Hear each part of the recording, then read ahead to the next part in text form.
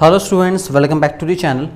आज हम लोग बात करेंगे जिन लोगों का वेरिफिकेशन स्टेटस अपडेट हो चुका है क्लास 10th और 12th का ऑलमोस्ट 60 to 70% बच्चों का अपडेट हो चुका है, ठीक है।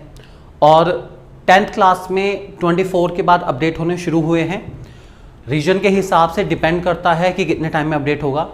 जिन रीजन में एप्लीकेशंस कम आई हैं उनका रिजल्ट जल्दी अपडेट हो जाएगा। जो रीजन बहुत सारे स्टेट को मिलाकर बना हुआ है, जैसे एग्जांपल लेके चलते हैं, अब लेटर सपोज लेके चलते हैं हम लोग इलाहाबाद रीजन का जो सीबीएसई है, उसमें यूपी की काफ़ी सारी सिटीज़ और हाईली डेंसली पॉपुलेटेड सिटीज़ का स्कूल है सारे के सारे, तो उनमें थोड़ा टाइम लग सकता है। ऐसे ही वेस्ट बंगाल का शायद भुवनेश्वर में है, तो वो काफ़ी सारे स्टेट का एक रीजनल ऑफिस है सीबीएसई का, बहुत टाइम लगेगा, ऑब्वियस ही बात है, तो लग सकता है, डोंट वरी।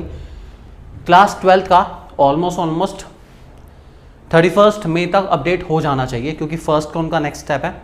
और क्लास 10th का अपडेट हो जाएगा आपका 2 जून तक अपडेट हो जाना चाहिए। These are the expected dates, ठीक है।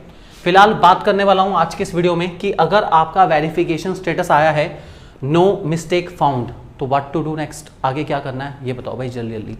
पहले तो बेटा सुन लो, जिन्होंने अब तक अपना वेरिफिकेशन स्टेटस चेक नहीं करा, कैसे चेक करना है, इस वीडियो के डिस्क्रिप्शन में आपको एक लिंक मिलेगा, ठीक है। उस लिंक पे क्लिक करो। लिंक पे आप जैसे क्लिक करोगे आपके सामने ये विंडो ओपन आ जाएगी, ठीक है। इस विंडो में इस वाले लिंक पे यहाँ पर आप क्लिक करेंगे, एप्लीकेशन स्टेटस वेरिफिकेशन पे क्लिक करेंगे, आपके सामने ये वाली विंडो अपने आप ओपन आ जाएगी, ठीक है। यहाँ पर अपना एप्लीकेशन नंबर आपका कुछ भी हो सकता है, जैसे A1 2 3 4 5 और अपना रोल नंबर, जो भी आपका रोल नंबर है एंटर करो अपना।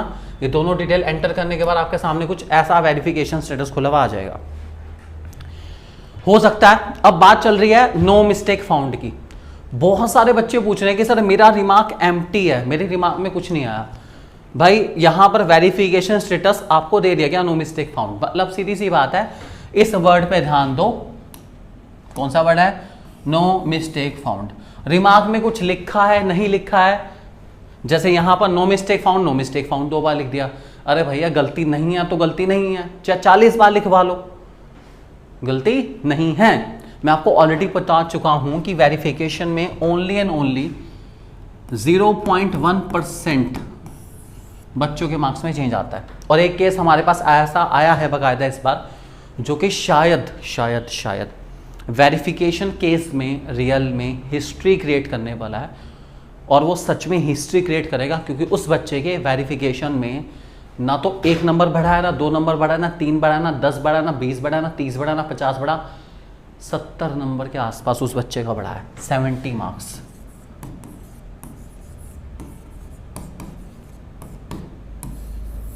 वेरिफिकेशन में 70 मार्क्स प्लस हुए हैं। मतलब उसका केस देखने के बाद मैं खुद शॉक था कि ऐसा कैसे हो सकता है, सीबीएसई से ऐसी गलती कैसे हो सकती है यार। 1 नंबर 2 नंबर वेरिफिकेशन में बढ़ता हुआ मैंने भी सुना था, ठीक है। मैं खुद भी बोलता था कि 1-2 नंबर की वेरिएशन आती है। इससे पहले जो केस था उसमें एक सब्जेक्ट में 68 से 95 हमने खुद देखा है बच्चे का, हमने खुद कराया इवैल्यूएट।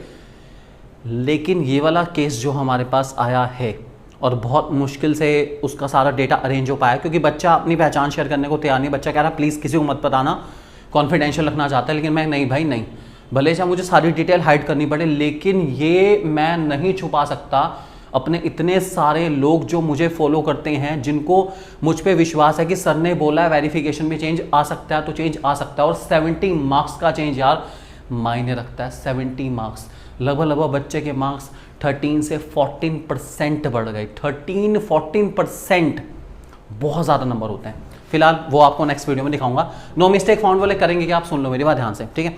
देखो मैं आपको ऑलरेडी बता चुका हूं कि नो मिस्टेक फाउंड आने के चांसेस बहुत ज़्यादा रहते हैं। उसका रीज़न क्या है? क्योंकि सीबीएसई इस वाले प्रोसेस में केवल और केवल ओनली एंड ओनली सिर्फ कॉपी की टोटलिंग देखता है, ठीक है। इसका मतलब है बाहर जो केजिंग है उसकी टोटलिंग ठीक है या नहीं है। मान लीजिए टोटलिंग का टोटल बाहर आ रहा है 63 अंदर, ठीक है। सीबीएसई हमेशा ध्यान रखना, चेकिंग में जब हम लोग चेकिंग पे जाते हैं तो जो भी नोटबुक चेक कर रहे हैं उसके जो क्वेश्चन होगा ना, मान लीजिए क्वेश्चन नंबर 1 है, ठीक है, ये बच्चे ने लिखा है, उसके मार्क्स यहीं दे दी जाते हैं, ठीक है। 1 मार्क, क्वेश्चन 2 है तो उसमें मान लीजिए 2 मार्क्स हैं, क्वेश्चन 3 है उसमें 4 मार्क्स हैं, ठीक है।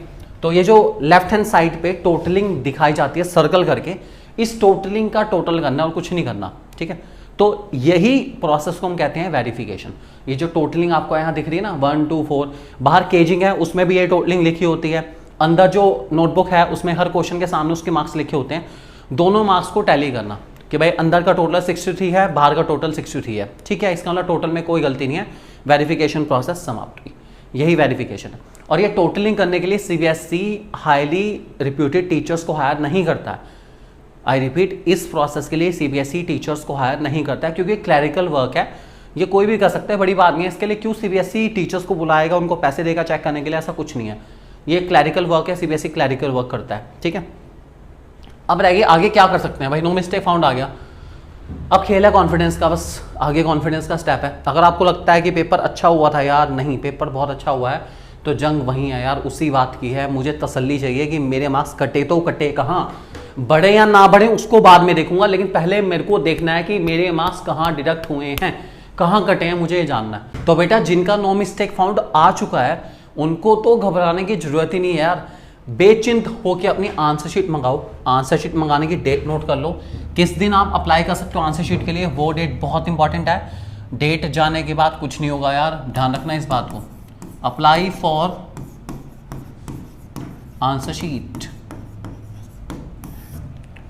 सबसे पहले क्लास 12 की बता दूं। क्लास 12 वालों बेटा आपका फॉर्म आएगा 1 जून को, और क्लास 10th आपका बेटा फॉर्म आने वाला है 4 जून को। डेट सेव कर लेना, ठीक है। एक एक दिन पोर्टल खुला रहेगा, 1 से 2 तक, और ये 4 से 5 तक, ठीक है। जैसी पोर्टल खुले भर दो, रुकने की जरूरत नहीं है। अगर साइबर कैफे से फॉर्म फिल कराया है, किसी रिश्तेदार ने फिल कराया है, या कुछ भी ऐसा इशू है, तो आप लोग प्लीज़ थोड़ा टाइमली बता देंगे। चाहे फॉर्म हमसे फिल कराना, चाहे हमसे फिल करा सकते हो, कोई इशू नहीं इसके अंदर बिल्कुल भी। फॉर्म फिल कराने के नंबर आपको ऑलरेडी पता ही है, आप हमें इस नंबर पे कांटेक्ट कर सकते हैं, ठीक है। हम 1 जून की रात को पूरी रात अवेलेबल हैं आपके लिए, क्योंकि हम अपने सारे फॉर्म रात को फिल करेंगे ताकि हमारे बच्चों की जो शीट है वो जल्दी से जल्दी आ पाए और हमें मैक्सिमम टाइम मिल पाए उनको रीवैल्यूएट कराने के लिए। अगर आप खुद भी अप्लाई करते हैं, कोई नहीं, अप्लाई कराइए, कोई इशू नहीं, बिल्कुल भी अपने आप अप्लाई करिए। अपना टाइम भी सारी प्रोसेस करने के बाद जैसी शीट आती है और आप अपने शीट को एक्सपीरियंस इवैल्यूएटर्स से रीवैल्यूएट कराना चाहते हैं कि वो आपको एडवाइस दे कि कहाँ कहाँ नंबर बढ़ सकते हैं, तो आप प्लीज़ कॉन्टैक्ट कर सकते हैं हम इस नंबर पर करना चाहें तो, ठीक है। ये सर्विस चार्जेबल है, आई रिपीट, ये सर्विस चार्जेबल है। इवैल्यूएटर चार्जेस आपको पे करने होंगे, इस बात को ध्यान रख के चलना, ठीक है। एडवाइस फ्री है, एडवाइस फ्री है। कुछ लोग अभी जिन्होंने हमें रिटर्न कॉन्टैक्ट करा कि सर आपने तो कहा था कि आप कोई चार्ज नहीं लोगे, बेटा एडवाइस का कोई चार्ज नहीं है। आपके नंबर पे बात करी हमने, आधा घंटा आप लोगों से बात करी कि सर एक बार मेरी मम्मी को भी बता दो पूरी प्रोसेस क्या है, एक बार मेरे पापा को भी बता दो, एक बार मेरे मामा को भी बता दो, मेरे चाचा को बता दो, पूरे खानदान को बता दो। 25-25 मिनट हमने बताया है सबको। आपने फॉर्म फिल करा खुद, कोई बात नहीं, कर लो, कोई इशू नहीं इसके अंदर।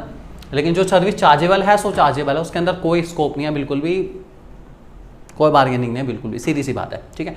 सो डेट ध्यान रखना और घबराओ मत बिल्कुल भी। आंसर शीट मंगाओ, आंसर शीट मंगाने के बाद ही पता चल पाएगा कि क्या गलती रही, और एक पूरी ज़िंदगी भर की टेंशन खत्म यार कि अगर नंबर कम थे तो गलतियाँ पता चल गई, और अगर नंबर कम हैं और ये ना पता चला कि गलती क्या रही तो बड़ा नुकसान हो जाएगा। इसलिए सीबीएसई आपका अपने घर का सगा नहीं है, गलती बहुत करता है CBSE. Being a CBSE evaluator मैं आपको गारंटी दे रहा हूँ कि सीबीएसई बहुत बड़े बड़े ब्लंडर्स करता है, क्योंकि आप सीबीएसई को वो देखते हैं जितना आप देखना जानते हैं, और हम वो देखते हैं, हम काफ़ी गहराई तक उतरे हुए हैं सीबीएसई में, तो डोंट वरी है।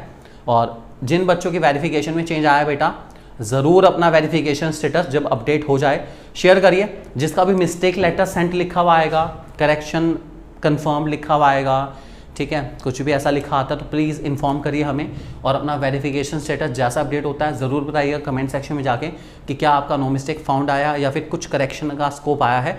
और जिनका भी केस हैज़ बीन रजिस्टर्ड लिखा आएगा सिर्फ अपना, वो जल्द से जल्द अपने डिजी लॉकर पर अपने रिजल्ट को अपडेट करो। और डिजी लॉकर पर रिजल्ट कैसे अपडेट करना है उसकी वीडियो आपकी डिस्क्रिप्शन में लिंक आपको मिल जाएगा बहुत जल्दी, आप लोग वहाँ से देखना चाहें तो देख सकते हैं बच्चों। Thank you very much for being with us. Don't forget these 2 important dates. घबराने की जरूरत नहीं है, घबराने की जरूरत नहीं है, घबराने की जरूरत नहीं है। आवाज़ उठाओ अपने हक के लिए और जीत जाओ। मुझे पूरा विश्वास है कि आप ज़रूर जीतोगे। Thank you very much for being with us. Have a nice day, take care and god bless you all. खुश रहिए हमेशा, खुशहाल रहिए हमेशा।